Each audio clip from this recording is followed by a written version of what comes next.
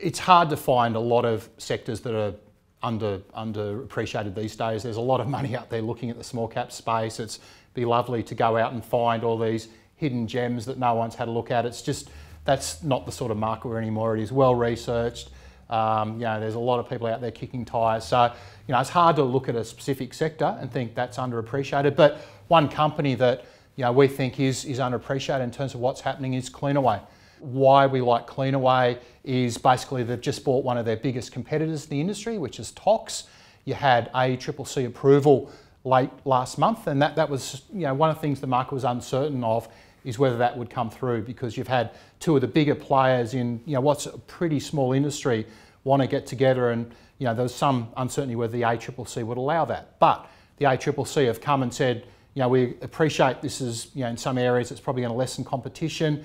We're going to let this through, but basically what they said was along the lines, this is probably the last big consolidation that's going to happen in the sector.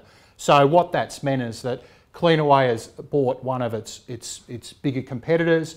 It's got them into some new sectors that are growing. For example, Tox has always been strong in the health, the health disposal area, which is an attractive segment, obviously, as most health segments are.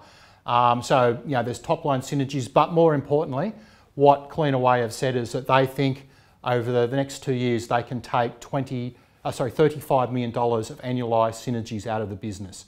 And that would be 25% accretive once they do that. So we don't think that's in analyst forecast yet. We don't think it's fully in the share price yet. And in particular, we think that could be a conservative number when you look at the opportunity from the combined entity. So that's one we think the market's not fully appreciating, just the recent news, and started to re-rate, but we think there's quite a bit more to go in that process. Big catalyst was the ACCC approval.